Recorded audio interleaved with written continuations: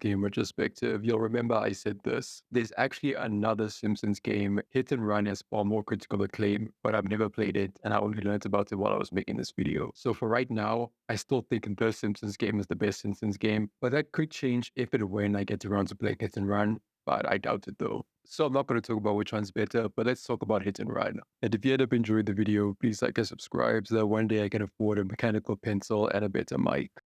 The Simpsons Hit and Run was originally released in 2003. The game was an action-adventure game with a focus on driving elements. Players take control of various characters from the show and they navigate through different levels and complete missions. It was developed by Radical Entertainment. Other than Hit and Run, they developed classics like Prototype and Crash Mind of a Mutant. The game began development in 2001 and was meant to be a spiritual successor to The Simpsons Road Rage. Probably one of the most mid-Simpsons games out there. It's still better than The Simpsons skateboarding, but that's not a hard standard to beat. Radical decided they needed to take a different approach to Hit and Run and decided to take heavy inspiration from Grand Theft Auto. They concluded that only the driving was worth keeping from Road Rage and overhauled the game's engine to incorporate other elements that were missing from the previous title. Unlike Road Rage, you could now leave your car and explore parts of Springfield and even enter some of the buildings. Radical worked with 20th Century Fox, Gracie Films, and Matt Groening to achieve a realistic and true to the show's Springfield. They also worked with the actual crew of the show to record lines for the game. Some lines were reused from the show and Road Rage, but the voice samples original to the game still totaled to 12,231 recorded lines.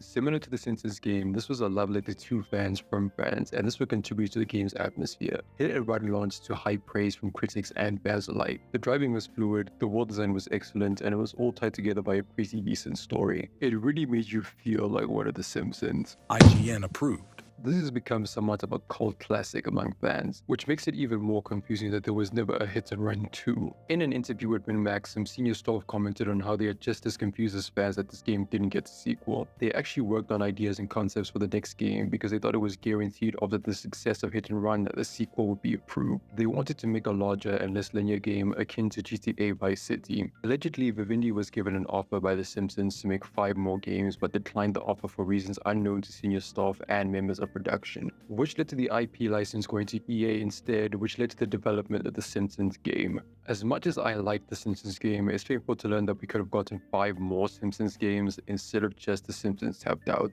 Disney bought Fox, so they now own the rights to the Simpsons, while the code for Hit and Run is owned by Microsoft because they bought Activision. And as far as the public knows, EA still holds the exclusive license to make Simpsons games, so the odds of Hit and Run getting a sequel or official remake and remaster are low. But you know, never say never. If Battle for Bikini Bottom can get a remake, maybe this game can too. So I'm going to discuss each level one by one and tackle gameplay, story, and world design along the way. So obviously, spoilers ahead for the whole game. This game is broken up into 7 levels. Each level is set in Springfield and will either be in a different part of Springfield or a different time of day. The levels have a handful of activities to complete other than the main quest, such as bonus missions, street races, collectibles, and finding secret vehicles hidden in the level. Once you progress far enough in the main quest, you'll unlock the next level and can return to previous levels from the menu. You'll control one of 5 characters in each level: Homer, Bart, Lisa, Marge, and surprisingly a Pooh, which was a very pleasant surprise since his character has been discontinued ever since the backlash over him being a caricature. But now that we have all the exposition done, let's start the game. The game starts with a wasp camera flying into the Simpsons' home before being crushed by Homer. Then we're greeted by the home screen and can start the first level. Eat my dust, dust eater! The level starts with a cutscene of Homer watching a commercial. I'm endorsing a new cola, kids. And this one isn't poisonous to anybody. That we know of. New and improved Buzz Cola is made from only the finest sugars and waters. Plus, it has a special ingredient, too hot for the FDA. This convinces him to go out and buy this completely innocent cola. After this, we get full control of Homer and can do whatever we want. So you know I had to. I'm sorry, the internet made me do it. Then I went to Bud Grandpa because I believe in equality. Now is a good time to mention what the bar around the minimap is for. Hitting pedestrians with an on photo in your car and destroying certain objects will fill the bar, and when it's filled, it will trigger a hit and run. He said it! He said it! The police will appear and start chasing the player, and if they catch them, the player has to pay a fine. The fine can be avoided though, because the bar will slowly decrease, and when it's depleted, the hit and run will end. Now that I've talked about that, let's start the main quest. It starts with talking to Marge, who says that somebody ate all the desserts in the house. Wonder who did that. She asks him to run to the store and buy some ice cream. Homer makes his way to the Quickie Mart, buys the ice cream, witnesses a robbery, and makes his way back home. When he arrives, Marge tells him that Lisa forgot her science project and asks Homer to go give it to her. The next mission is a standard race. Homer has to reach the school before Principal Skinner. After leaving, Skinner's car will appear and be marked on the map. The mini-map shows the path to the school, but there's still shortcuts that don't appear on the map. Homer races through Springfield to the school, and after beating Skinner, has to go inside to give Lisa the project. Yo, why does she look like that? Lisa Flintstone tells Homer that Marge called and she needs to talk to him before he goes to work. At home, Marge tells Homer he needs to go talk to Flanders because he seems mad about something. I'm all in a dither, Homer. So many of my possessions have disappeared. I called the police to find the culprit. Culprit, eh? My lawnmower, my cooler, my lawn chair, a family portrait, even Rod's inhaler. What kind of sick individual would take this stuff? Oh no, I borrowed all of Flanders' stuff. This mission is a time trial. Homer has to collect all 4 of Ned's items before time runs out. Ned's tuxedo and lawnmower are found on the side of the road. Homer gave Ned's cooler away as a gift and goes to ask Barney for it back. Ned's lawn chair is found in the middle of the road, and the family portrait is found in someone's yard. The last item, Rod's inhaler, is found on top of a dump truck. He returns all the items to Flanders, and after this he returns home to talk to Marge. Marge tells him he's late for work, and today is his workplace evaluation with Smithers. He finds Lenny at the Krusty Burger and asks him where he can find Smithers. Lenny tells him that he saw Smithers at the Quickie Mart. He devises the most foolproof plan to remedy the situation, and has to find a truck and uses to destroy Smithers' car in broad daylight. No mask, no disguise, just a man, a truck, and a dream. He goes to ask Barney for his Plow King. Barney says he can have it, but in reality he has to buy it. Coins are used to buy outfits and other cars and can be obtained by smashing boxes and driving into objects. Homer uses the Plow King to chase down Smithers and destroy his car. After this, he heads to the power plant that locks in for work. He notices a camera watching him that's preventing him from taking a nap, so he sets out to destroy what's powering the cameras. This is the first parkour mission of the game. Homer has a platform across the power plant to destroy 9 couplings. Then he returns to his office. The driving is fun, but I appreciate that they diversified gameplay a bit by adding platforming segments. It's not as fleshed out as the driving, but it's far from bad. After destroying the couplings, Homer heads back to his office, but his shift is now over. Homer arrives home from work and starts watching TV. A news report starts playing, reporting that local citizens are discovering WASP cameras surveilling them and are spotting mysterious black vans around Springfield. Homer notices one of the vans is right outside their house watching them, and decides he's going to follow it. After tailing it through the entirety of Springfield, the van stops at Mr. Bird's mansion. Oh, Mr. Burns is behind all this. Evil spying is so like him, that wrinkled old monkey skeleton. Homer tries to tell Marge what he discovered, but she's more worried about other things. A new violent video game has hit the streets, and she wants to get rid of it. The player gains access to another car in this mission, and that's Marge's Canyon Arrow. We play as Marge in this mission, but Homer is in the passenger seat. They had to hit the delivery truck to cause it to drop some boxes containing the games and then pick them up. After doing this 10 times, they just casually drive home. Marge complains about violent video games some more, but Homer doesn't stick around because he has to figure out what's going on with Mr. Burns and the black vans. Homer rushes to the port to warn everybody about Burns' plan. He tries to warn Carl, but he's drunk. Then he somehow realizes that Smithers is on his way to warn Burns, legit mid-conversation. Black vans! Bro, good thing I'm drunk. Stupid drunk. Oh no, he's going to warn Burns! This is another race against Smithers, and somehow he managed to fix his car up, get destroyed, or find the exact model in just a few hours. After beating Smithers to Burns' mansion, Homer confronts Burns about the cameras and black vans. You're spying on Springfield with your black vans and surveillance cameras. Black vans? Aren't they connected with some sort of pizziola concern? What? They were only pizza vans? I'm a Class 5 idiot. Smithers, release the hounds. And if this oaf is an employee of the plant, fire him at once. And that's the end of the main quest for level 1. This is primarily a driving game, so there are lots of cars to talk about. All cars in the game have 4 stats. Speed, which is how fast the car goes. Acceleration, which is how fast the car can reach its top speed. Toughness, which is how many hits or crashes the car can take before it breaks. And handling, which determines how well the car steers. There are multiple unlockable cars in the game, and they can be accessed from phone booths where you can also see the car's stats. The first car we unlock and Homer's default car is the pink sedan, which is based on the real-life Dodge Aries or Plymouth Reliant. The pink sedan is not compatible in the show, but in Hit and Run many of the cars are given open tops or panoramic roofs so the player can see the characters driving. The family sedan has poor speed and acceleration but decent toughness and good handling, which is fitting for a starter car. This game is from 2003, so I was prepared to deal with janky controls, but the drive mechanics of vehicles feel well tuned, offering a sense of weight and realism, while as realistic as a video game car can get. The other car we unlock during this level's main quest is the Plow King. The Plow King is meant to be used to destroy other cars. It has high toughness but terrible acceleration and handling to compensate for this. The truck is from Season 4, Episode 9, Mr. Plow. After crashing Marge's car, Homer gets convinced to buy a snowplower by a car salesman, and decides to use it to start a plowing business called Mr. Plow. After seeing how successful Homer's business becomes, Barney buys his own snowplower and starts a rival company called the Plow King. The other car we drive in the main quest is Marge's Canyon Arrow. It's not unlocked in this level, it's only usable for the mission, but I'm gonna discuss it anyways. In the show, Marge is known to drive an orange station wagon, which is not in the game. This car was actually briefly owned by the Simpsons in the episode Marge Simpson in Screaming Yellow Honkers. The whole episode is just Marge developing road rage. The levels in this game are set in different parts of Springfield, and this level is set in and around Evergreen Terrace. It includes the Simpsons house, the Quickie Mart, and Springfield Elementary, but it also includes some other landmarks like the power plant, the affluent suburbs where Mr. Burns lives, and the trailer park. There's actually no official map of Springfield. It's even a running gag in the show that the landmarks constantly move around, like how in one of the episodes you can see Homer's parking spot from their house.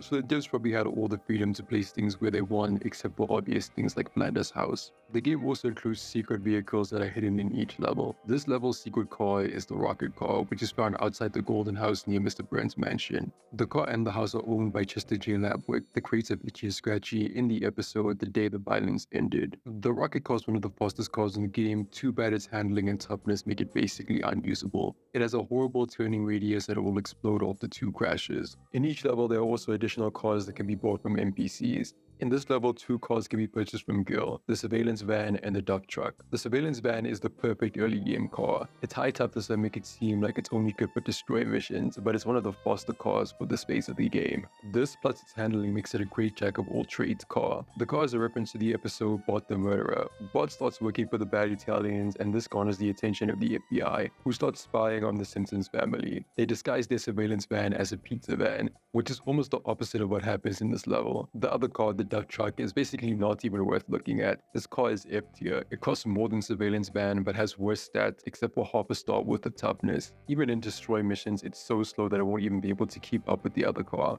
And on its appearance, it's just a standard truck with the Duck logo on the side. It's a very unremarkable car. Something interesting about this level is that the newspaper that appears on the loading screen mentions Homer vomiting during an eating contest. And in episode 3 of The Simpsons game, Homer mentions vomiting in the last eating contest he was in. I hope I win. Last year I was the first guy to barf.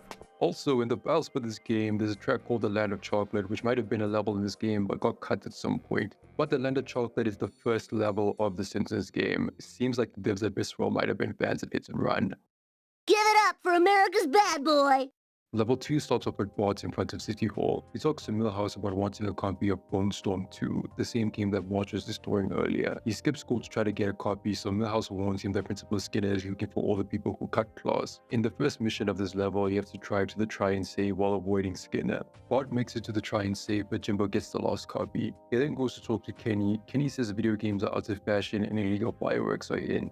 Bart gets influenced by him and starts collecting fireworks. He has to collect fireworks from all around Springfield while avoiding cheap Wiggums. He buys fireworks from Otto, Mo, and Snake. He then tries to get some more from Ralph, but Ralph rats him out cheap Wiggums. After escaping Wiggums, he completely drops the whole fireworks thing and goes back to trying to find a copy of Bone Storm 2. The game doesn't even tell us what he does with the fireworks that he already has. He tries to ask the comic book guy if he knows where he gets a copy of the game. Hey, Jabba the Fat, do you know where I can get a copy of Bone Storm 2? Yes, I have no time to converse with you. I must be the first to register my disgust on the internet regarding the new McBain film. The action was dismal, and the nudity was frustratingly fleeting. I barely got going. Quick, to the Fatmobile!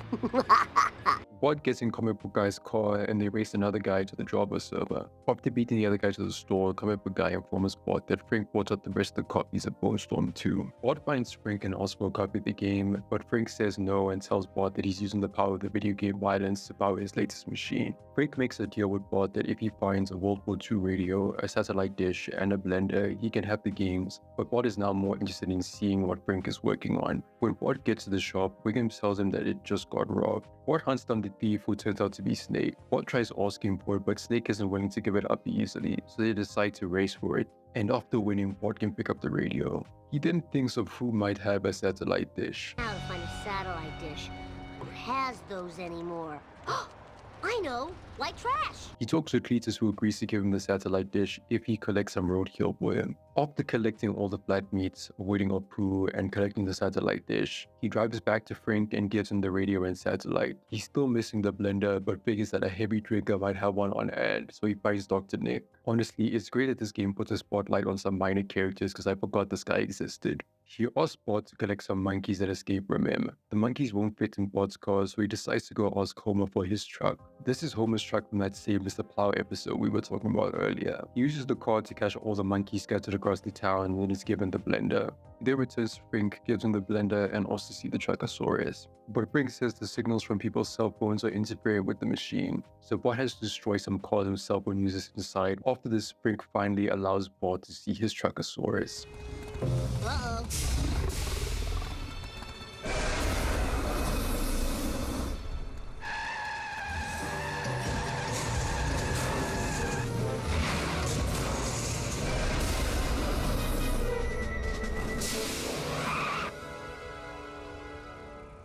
Yes! Everybody do the Bartman!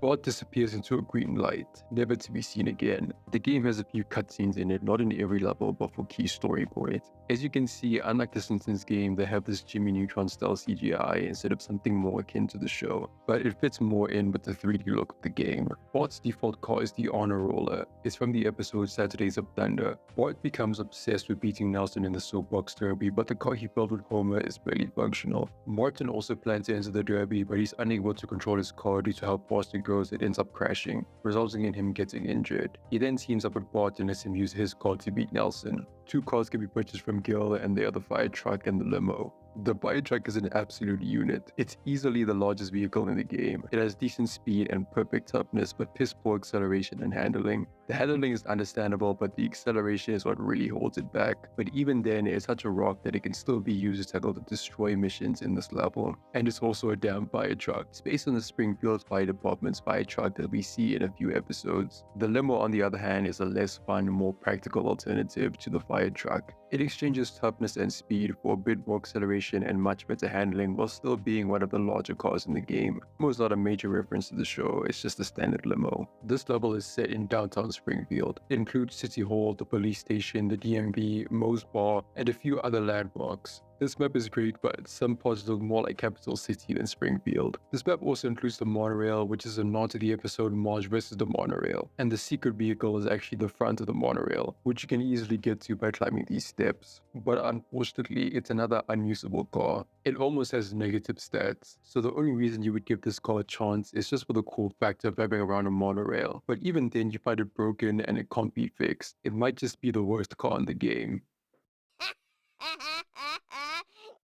The next level starts with Lisa outside the comic book store. I still can't get over the way she looks. Lisa enters the comic book store and asks the comic book guy if he's seen Bart. Yes, can't talk now. I must get the last copy of the new Itchy and Scratchy Adventures comic. It's the controversial issue in which they finally kiss.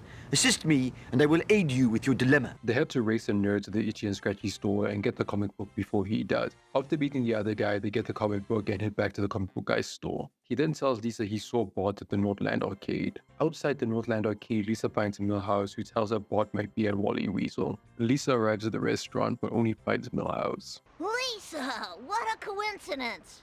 Hey, is that a new dress? No, I've been wearing this dress for years. Now where's Bart? He tells her that Bart might be at the planet Hype, but guess who we find at the planet Hype? Oh, hi, Lisa. Fancy meeting you here. Stop following me. I heard Bart might be out by the Springfield sign. Guys, guess who we find at the Springfield sign? So, Lisa, do you have a date for the Harvest Dance? This is not a good time. It's never a good time!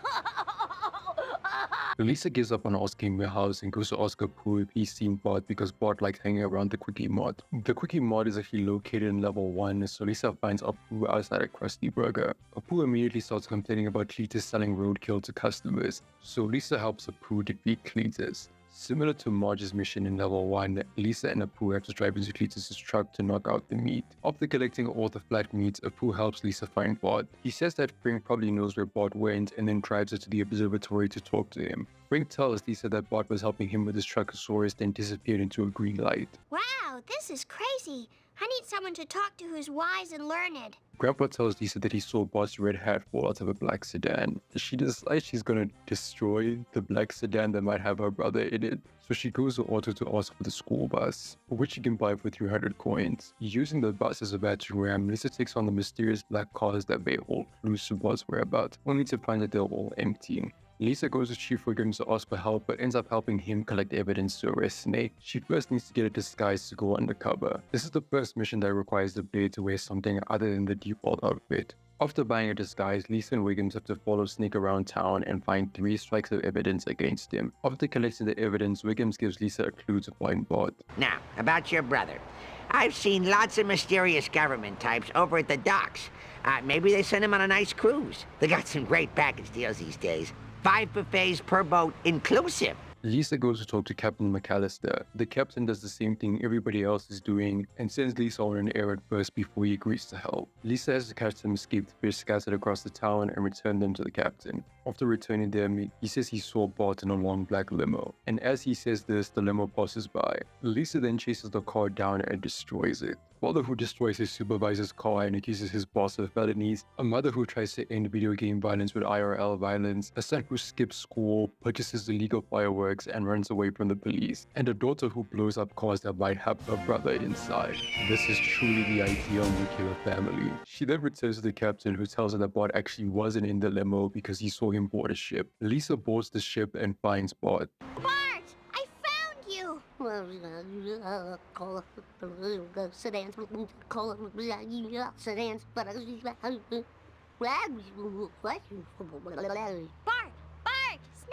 of it! Oh, I gotta wake him up. Bart, how old are you? What's your favorite catchphrase? Kiss my grits. It's no use. His brain is even more broken than usual. All I can do is take you home and get you a diaper. This is easily the best looking level in the game. From the design of the buildings to the beachside setting to the beautiful lighting, it includes the squid port, the Springfield sign, and the observatory. But the sunset in the distance has to be the best part. If it wasn't for the boring story beats, this would be my favorite level. On the point of the story, the loading screen newspaper for this level says that Marge and Homer know that Bart got sucked up by a spaceship, or at least disappeared into a green light. But Lisa starts this level only knowing that he's missing and finds out where Bart went from Frank. I'm just imagining that they told Lisa that Bart is missing but didn't tell her anything else, which makes it even more impressive that she still managed to find him. Lisa's default car is the Malibu Stacy car. It's never seen in the show, but it's named after the knockoff Barbie dolls that she's seen playing with. The car itself takes heavy inspiration from the 1973 Ferrari Daytona, but only really from the front and side profile. I don't know what the inspo for the back is. This level's purchasable cars are the Nerd Car and the Donut Truck. Most cars in this level have low speed and acceleration, but decent to excellent handling, and the Nerd Car is no different. The Nerd Car is a bit slow, but compared to Lisa's Malibu Stacy car, it has much better toughness without compromising other stats too much. So it has the edge in destroy missions, but is still usable in other types of missions. The Donut Truck though is not worth the effort it takes to buy. It's far too slow for this stage of the game. The car is based on the Lord Lad food chain. It even has a signature donut hand on the top of the truck. The secret vehicle is the Night Boat, which is very well hidden. It's found in a crate on the ship where you find Bart. The car is based on the in-universe show Night boat! The crime-solving boat! Lisa, Homer, and Bart are seen watching the show in the episode, and Maggie makes 3. It's one of the best secret vehicles because it has great speed and acceleration, especially for this point in the game, and isn't handicapped by its other stats like some other secret vehicles. Some people might be wondering, but no, it can't drive on water. This is also the last level to include a new map. All levels from this point on reuse previous maps with slight tweaks like time of day. Look! No hands! Bart, what's causing your ooga booga talk? My special little guy's Noogle has turned to Google. The whole town's gone nuts. Security cameras, mysterious vans, crop circles. There's got to be a connection. Maybe the police know something. So this level is set in the Springfield suburbs from level 1 but at night, and this is our first and only Marge level. Marge chases down Wiggum's police car and corners him at the donut store. She asks for the location of the crop circles, but the chief complains about having sugar withdrawal and the donut store is closed. So Marge has to hit the donut delivery trucks and pick up the donuts they drop. After collecting enough, she returns to Chief Wiggums, who thanks her by telling her the crop circles are near Cletus' shack. So Marge heads over to Route 9 to talk to Cletus. Excuse me? I don't care if you is from New York. You ain't taking pictures of our decrapitude for no magazine? No way. No, Cletus, it's me, Marge. Marge! Cletus drives away and Marge has to follow him while collecting the items that fall out of his truck. She catches up with him and explains the situation. He just apologizes for running away but says he won't help her until she helps him. But I ain't telling you nothing less than you help us with the harvest. Harvest? If I'm going to be doing yard work, I better change, or my next mission will be to get mud stains out of green rayon. So to complete this mission, she needs the police Marge costume. She then returns to Cletus and has to help him harvest ketchup packets for the winter. When they're done, they return to Cletus' home, where he tells her that his grandpa saw crop circles once, but he's gone now. So he says to go ask some old people at the cemetery about them. She finds Hans and asks him if he's seen any crop circles, and he tells her to ask Abe, and that if she wants to talk to him, she better hurry before the chief locks the doors to the retirement home. So Marge races the chief to the retirement home, and after beating him, she finds Abe, but he's too angry to speak because somebody stole his pills. Marge finds the bullies who stole the pills at the park, but they've already sold the mess to some guy in a black car. Marge chases after the car, and as it drives, drops some of the pills that Marge can pick up, and after collecting enough, she returns to the retirement home and gives them to Grandpa. But he immediately falls asleep, so now Marge needs to find something to wake him up. She drives to the Quickie Mart and buys some caffeine pills. Marge turns to Grandpa and wakes him up with the pills, and after rambling for a bit, he finally gives Marge information on the crop circles. Okay. It was so long ago that I'll have to describe it in sepia tone. Well, as I recall, it was sort of a cosmic kind of thing, shaped kind of like a planet with an old-fashioned radio antenna coming off it. A planet with an antenna? That sounds awfully familiar. So Buzz Cola has something to do with the crop circles, we just don't know what. She heads home to talk to Bart, who seems to have stepped out of his trance. He tells her that Buzz Cola is what they gave him on the spaceship to make him go crazy. This conspiracy goes all the way to the top. I need a little extra firepower. As Officer Marge. After putting on her police Marge outfit, she starts collecting as many Buzz Colas as she can. She then goes to talk to Apu to find out who's selling the cola. Apu says he'll try to get to the bottom of this, but Marge isn't satisfied yet and goes after the cola trucks. After destroying 3 trucks, she attracts the attention of the police but manages to escape and drives home. Even though this level reuses the map from level 1, there are a few changes made other than the time of day. The player can now access Bart's room, but only by climbing through the window. And lastly, the gate to Mr. Burns' mansion is open, so the player can now explore the mansion. There are actually 3 purchasable cars in this level. This is because unlike other levels, the main quest doesn't require you to buy a vehicle to complete the mission. The first car is Willie's tractor, which can be bought from him. Looking at the stats for the car, you might think it's the newest jack of all trades, but I think the handling stats is wrong. This car is very difficult to handle at high speeds when compared to other cars with similar stats, but it's still very much usable, and obviously it's Willie's tractor from the show. 2 other cars can be bought from Gil, and they're the Curator and Krusty's limo. Curator is what Willie's tractor thinks it is. It handles like a dream and is based on the Aston Martin DB2. The other car is Krusty's limo, which is the new standard for high toughness cars. It has the same poor turning radius as other high toughness cars, but its speed and acceleration make up for this. Even though this is called Krusty's limo, Krusty is never seen driving or being driven in this car. He's actually seen in a standard limo like the one from level 2. This level's secret vehicle is the ATV, which has the same problems as the rocket car. Good speed and acceleration, but horrible toughness and handling. But it's still one of the faster cars at this point in the game, so if you're really good, maybe you can make it work. Move it, Cracker! Oh, I have been selling tainted cola.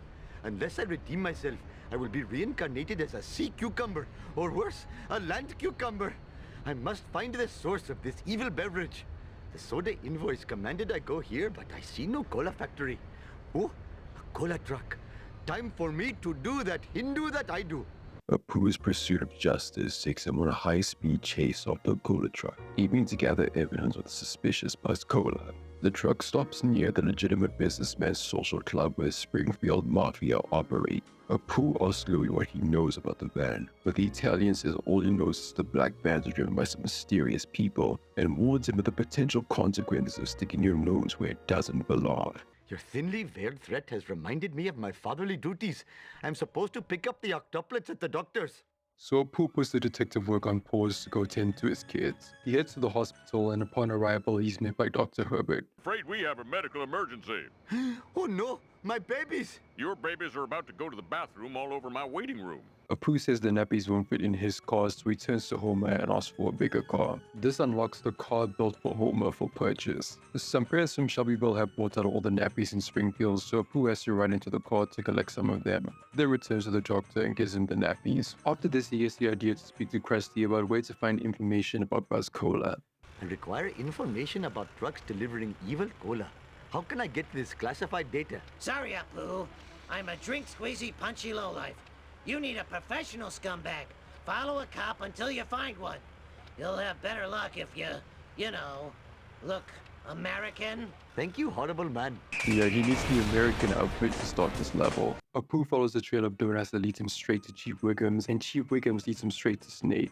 Snake reveals he has a connection at the DMV who could help, but first Apu has to complete Snake's community service for him, which involves picking up trash around the city. This is probably the first challenging mission of the game. It starts with Apu chasing after a garbage truck and picking up the trash it drops, then transitions to collecting all the trash in an area, which includes having to leave the car, and after all that he still needs to race back to Snake.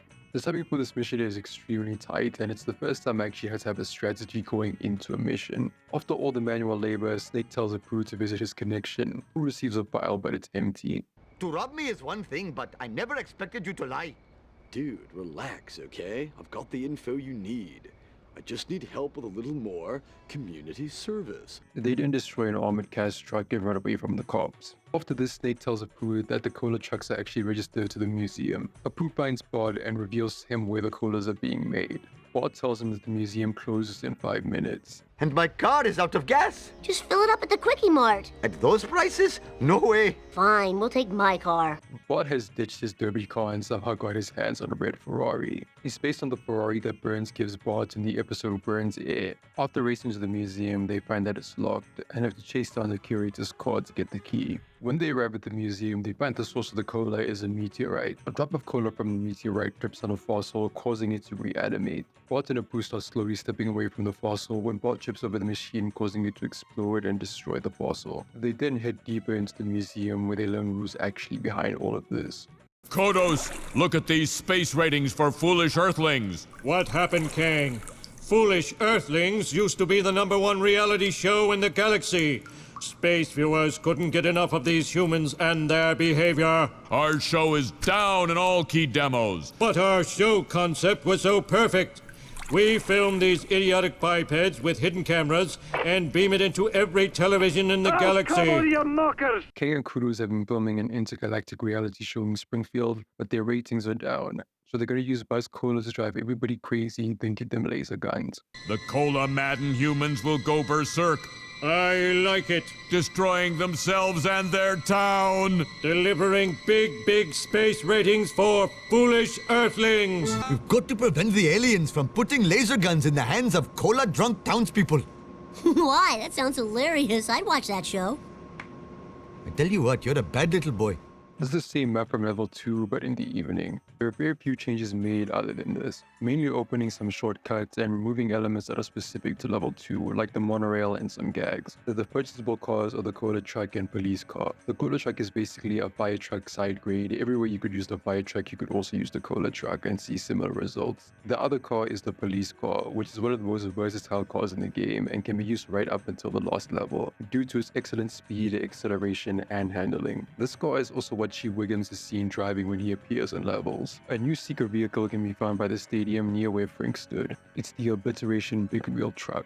It's similar to the monster truck that Bart dreams about in Saturdays of Thunder, but isn't the same color and has different decals. It's a high toughness car, but also has decent stats except for maybe speed. This makes it lackluster for races, but decent for anything else. The size also makes it a bit easier to crash with this car, but it's going to destroy anything it crashes into anyways. On the topic of cars, Apu's default car is the Longhorn, but it's significantly different in the game compared to the show. Apu's car is based on the Pontiac Firebird. This is more evident in the show. The game version lacks the iconic red color, but also the Firebird decal on the hood. Instead, it has a Longhorn, hence the in-game name. Let's just take a second to appreciate this theme.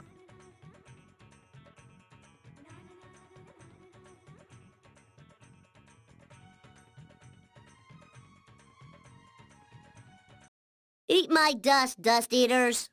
Apu, you've got to help me warn Krusty about this alien plot and thus save the good people of Springfield. I'm sorry, sir, but I cannot speak English. I only speak Hindi. But you're speaking English now. Yes, I learned these words phonetically. Well, you're just scared of being vaporized by the space monsters. Up, down, go hot dog, butter my undershirt, blah, blah, blah. This is another Bart level. Apu isn't willing to help, so Bart turns to Otto for a ride to Krusty Lou's studio. But they must first gather all the children scattered across town before heading to the studio. It's wild to want to ride in a school bus when you have a Ferrari. Upon arriving at Krusty Lou, Bart learns from Barney that Krusty is filming a bus called a commercial at the pier. Racing against Krusty's limo, Bart must reach the pier first to warn Krusty about the aliens' plan. Upon reaching the pier, Bart tries to warn Krusty, but he doesn't believe him. Bart needs to prove to Krusty that the aliens' plan is real, and there's only one person smart enough to help him do that. Professor Frank, you've got to help me. No one believes my story. It's just like the boy who cried wolf, except instead of a wolf, it's an alien conspiracy. Aliens? Well, that would explain these strange transmissions from my plutonium CB radio. Professor Frank reveals to Bart that he's intercepted some messages from the aliens. The messages say that they're hiding lasers in the Duff trucks. He drives to the brewery to find the Duff trucks, and then after spotting one, knocks some of the lasers out of it. This isn't enough for the game though, because Bart has to get out of his car and pick up a laser gun on the brewery helipad. On his way to show Krusty, he runs into Principal Skinner, who confiscates the gun. This behavior is why they made you look like that. Bart then has to destroy Principal Skinner's car to recover the laser. After this, he heads back to Krusty Lou to show Krusty. After seeing the laser, Krusty finally believes Bart, but now he has a new problem. I just wish you told me before I let them set up those free laser gun stands. Oh, man. Bart thinks he needs more firepower, so he goes and buys the supervillain car from Kenny, but then uses it to destroy all the free laser gun stands scattered across the beachside. After this, he returns to Krusty to complete the mission, then he meets up with Homer at the Krusty Burger. Bart explains the situation and Homer is eager to help, but only really because Stuff is involved. Homer then reveals his secret weapon. Remember when I told you I sold my old car so you could go to college? Yeah? It was a lie. They then have to race to the brewery. I don't know who, what, or why we're racing here, but this race was hard. The other car is faster than most cars you've unlocked up until this point, so you have to learn all the shortcuts in this level if you even want to stand a chance of winning. But after managing to win, Homer and Bart reach the brewery. The lasers were only the beginning. Even now, our all-purpose evil cola is spreading underground through your water supply. It will wake the dead. Zombies will rise from the grave and devour the living. And our ratings will rise to levels unseen since the heyday of Evening Shade. This is the same map from level 3. The aliens say in the end cutscene that they already contaminated the water, and you can see from the start of this level that all the water is polluted with Buzz Cola. Before the last mission, we unlocked the 70s car. It's based on a Plymouth Barracuda. This car is seen in a few episodes of the show where it looks more like a Dodge Challenger. In the game, Homer says he sold it to raise money for Bart's college fund, but in the show, he sold it because he didn't have a good job and couldn't support a pregnant Marge. The glowback supervillain car that Bart uses in the laser gun mission doesn't actually appear in the show. Reno, but it has drawbacks in its name, which refers to the evil organization disguised as a tech company that Homer worked for in the episode You Only Move Once. So we can assume this is the car that the owner Hank Scorpio drives, or a car the company made to help them take over the world. The car has excellent speed and acceleration, great handling, but terrible toughness. It's very similar to Bart's Red Ferrari, but trades some handling for speed and acceleration, which makes it a bit harder to use, and I found myself switching back to the Ferrari when I got the chance. The purchasable cars for this level are the Armored Truck and the Chase Sedan. The Armored Truck is another high toughness car. These toughness cars are the most boring cars in the game, and there just isn't enough destroying missions to warrant having so many of them. The Armored Truck is only a tiny bit better than the Cola Truck, which gives it the same problems as any other car in this segment. They are just way too slow. Chase Sedan, on the other hand, is a very well-statted car that even competes with cars that can be obtained in level 7. This car is the same one Lisa destroyed when she was looking for clues on where to find Bart, and it resembles the real-life Ford Gran Torino. The secret vehicle for this level is the Planet Hype 50s car, which is hidden in the coolest place. It's wedged into the wall of the Planet Hype, basically hidden in plain sight. This car is from a moment in the episode My Sister, My Sitter. Marge and Homer go on a date at the squid port and walk past it. Isn't that clever? It looks like a Cadillac drove right into the building. Help me. Off topic, but if you're getting the idea to watch this episode, don't. Save your time and soul, the episode is awful. It could single-handedly make you dislike Bart. Last time on The Simpsons Hit and Run. In the quiet town of Springfield, chaos lurked just beneath the surface. Bart Simpson had mysteriously vanished, leaving his family in turmoil. Driven by his sister's determination, Lisa took up the quest to find him, knowing well that the Springfield police were less than useless. Lisa's search led her to the Springfield Squidport, where the enigmatic Captain McAllister revealed a crucial clue. Bart had boarded a nearby ship. Racing against time, Lisa climbed aboard the ship and found her brother, but something was horribly wrong. Bart was in a delirious state. Beyond Lisa's help, all she could do was bring him hope, and hope for a miracle. At home, Marge was deeply troubled by Bart's condition. Desperate for answers, she remembered the recent appearance of crop circles in Springfield. Suspecting they held the key to Bart's cure, Marge sought out Chief Wiggums, pointed her to Cletus's shack. After some grueling labor, Cletus disclosed that only his deceased grandpa knew the crop circle's secret, but revealed that maybe someone else from his time might have information about them. Undeterred, Marge turned to Grandpa, who described the crop circle resembling a planet with an old-fashioned radio antenna, image eerily similar to the logo of Buzz Cola, a new drink sweeping Springfield. Upon returning home, Marge found Bart, miraculously lucid, revealed a chilling truth. Buzz Cola was used to brainwash him aboard the spaceship. Fueled by rage, Marge donned a police outfit and set out to destroy the Buzz Cola supply. Her journey led her to a pool who knew nothing, so she directed her attention to destroying the cola trucks. After a daring escape from the police, she returned home, her mission incomplete. The next day, Apu took it upon himself to find the cola distributor. His investigation led him to Snake, who after some coerced community service, divulged that the trucks were registered to the museum. Apu enlisted Bart, and together they uncovered a sinister plot. The cola was being extracted from a meteorite. In a twist of fate, a spill of cola reanimated a fossil, but Bart's accidental sabotage destroyed it.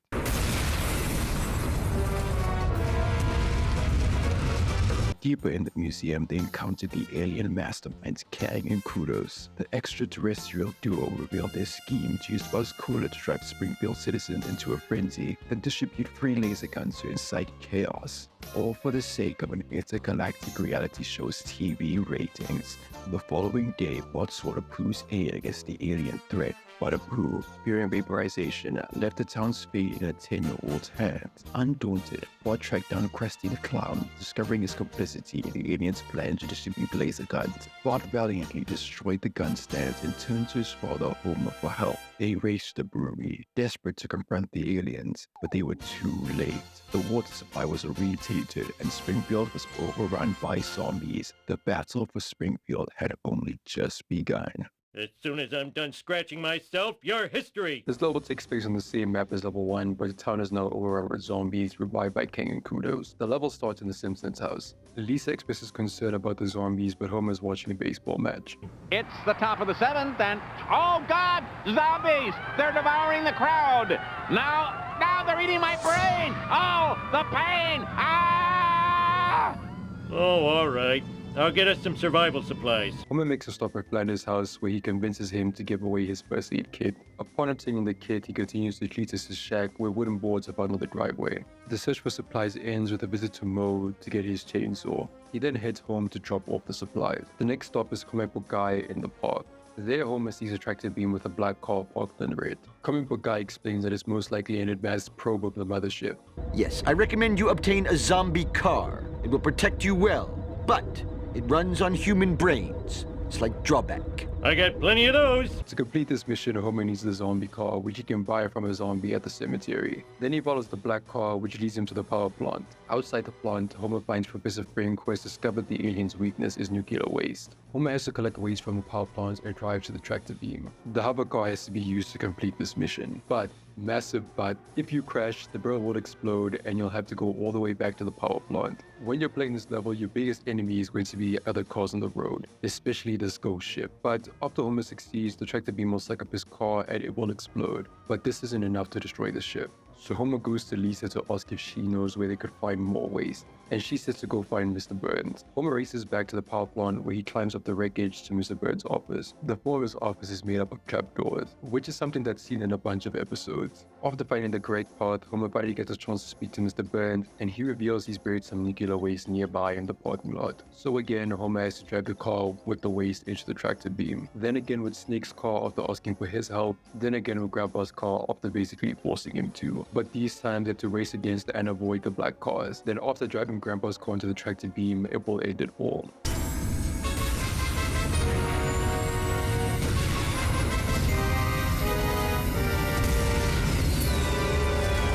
Eat nuclear death, you effeminate wriggling spacewads! Imagine that, scared of some harmless nuclear waste. So very harmless. Oh, cut your fingernails! Even though King Cruz lost, a galactic newspaper appears and says that their reality show, Foolish Earthlings, hit #1. Homer's takedown of the aliens has made him a legend, to the point where he has an alien fan club, and the game's story ends with King Cruz watching the credits roll. What can I even say about this level? I played Alien Autopsy 3 for hours, couldn't beat it, took a break, went to sleep, woke up the next day, tried it 2 more times, and then finally won my 3rd attempt. So many people talk about this game being their childhood, and I have to give props to you guys if you finished this level while you were a child. Let me talk about the rest of the level. Even though this level reuses a map that has already been used twice, there's some major changes made. The map has had a visual overhaul to give it this Halloween theme. The newspaper at the start of the level even says that it's October 31st. The regular cars on the road are replaced with ghost ships, witches, and hearses. Massive spiders can be found in various places as well. A spaceship similar to the one we see in the park has crashed into the power plant, and climbing the wreckage from the crash allows the player to reach Mr. Burns' office. The door to the power plant is closed, meaning we can no longer reach Homer's office. This also means that the path through the power plant is closed, so unlike level 1 and 4, this map doesn't loop. The names and signs of some areas have been changed. Evergreen Terrace is now Evergreen Terra, Quickie Mod is now Spooky Mod, and so on and so forth. There are a few new cars we get in this level. The first is the zombie car, which is from Treehouse of Horror 8, the Omega Man. It has maxed out acceleration and close to maxed out speed and handling, but a very low toughness. Even though on paper this car seems better than the 70s car, it loses control more easily and its wider body makes it have less maneuverability. The 2 purchasable cars for this level are the hearse and hoverbike. The hearse is the most versatile car in the game. While cars like the open wheel race car might have better speed and acceleration, and cars like Mr. Burns Limo might have better toughness, no other car has a better stat spread than the hearse. I think it's meant to be the hearse that Homer used to escape the bomb in Omega Man, just with fire decals, and the other car is the hoverbike, which is the spin-out champion. One of the fastest cars in the game, but it's extremely light, which means that anything can cause it to lose control. It's meant to be a reference to Lemon of Troy, where Frank is seen driving it. And the last vehicle we use is Grandpa's World War II vehicle, but now it has a rocket that increases its speed and acceleration. I want to end this video off by talking about the game's side content. This includes bonus missions, collectible cards, and the bonus game. Bonus missions are optional side quests that reward players with new vehicles upon completion. Forgive me please, but I lost the footage for these missions and I really can't play it again. I can't. So I'm only gonna show footage of the cars. When it comes to these cars and a few other cars like the playable character's default cars, you'll actually see the owner of the car driving it instead of the playable character. Each level includes 1 bonus mission. The level 1 bonus mission is this old shanty. Homer asks seriously to his truck, but only agrees on the condition that Homer helps him with his chores. Cletus this truck is a decent early game car, mostly a high toughness alternative. The level 2 bonus mission is Dial B for Blood. Grandpa asks Bart to help him collect blood packets, and then the reward is his World War II vehicle. It's one of those standard World War II Jeeps, and it's a pretty standard toughness car. The level 3 bonus mission is Principal. Skinner asks Lisa to help him complete his mother's chores and then rewards him with his car, the Sedan. It's a jack of all trades, master of none type car, usable in the context of this level, but nowhere else really. The level 4 bonus mission is Beach Love. Comic book guy asks Marge to help him with receiving gifts to Agnes that Skinner keeps intercepting. The reward for her help is the Kremlin, which is very similar to Skinner's Sedan, just with a tiny bit more speed and better handling. The level 3 bonus mission is Kinky Frinky. Frank asks Apu to help stop his malfunctioning hover car, and the reward is the hover car. It's a very fast car and makes an appearance in the last level too because of this, but it has incredibly low toughness and can feel a bit floaty. The level 6 bonus mission is Milking the Pig. Bart approaches Snake, who has been released from prison, and asks if he wants to be his wheelman. Snake agrees after Bart helps him with a bit more community service. The reward is the Bandit. This car is used in Apu's level and in the final level where it gets destroyed. It's a very well-started car that competes with other late game cars like the 70s car. In the final bonus mission, Flaming Tires, Homer asks for Smithers' help with the aliens and zombies, but Smithers only agrees after Homer collects some of Mr. Burns' items for him. The reward is Mr. Burns' limo that we see in level 1. One of the few cars in the game with high speed and toughness, but this is compensated by having low acceleration. The next piece of side content is street races. Patty and Selma are running street races with Ralph, Milhouse, and Nelson as their proxies. You can find them in every level except level 7 to start 3 different types of races. The last level, the race organizers will be replaced by zombies. In each level, there are 3 types of races: a time trial, a circuit race, and a checkpoint race. After beating all 3, the player will be rewarded with a car. The level 1 reward is the Electorus, the level 2 reward is Mo Sedan, the level 3 reward is the Book Burning Van, the level 4 reward is the Clown Car, the level 5 reward is the El Caro Loca. The level 6 reward is the 36 Struts Beer Cat, and the level 7 reward is the Open Wheel Race Car. The last of the side content is the collectible cards and bonus game. They are collectible cards scattered across the level that players can find. They reference specific moments from the show, and you can view them in the scrapbook on the main menu to get some more details and a quote from a character. Collecting all the cards in a level unlocks a map in the bonus game. The bonus game is a top-down minigame you can access from the main menu. It's a tacked-on couch co-op, just a fun game that you can play with your friends or family. I remember when we could get small game modes instead of live service games with side campaigns. Yeah, me neither. If you collect all the collectible cards in the game, you can go back to level 3, which is Lisa's level by the beachside, and interact with the shelf in the comic book guy's store. You can trade all the cards for an itchy and scratchy cartoon clip. After this, you can go to the Aztec Theater and talk to the squeaky voiced teen to play the clip.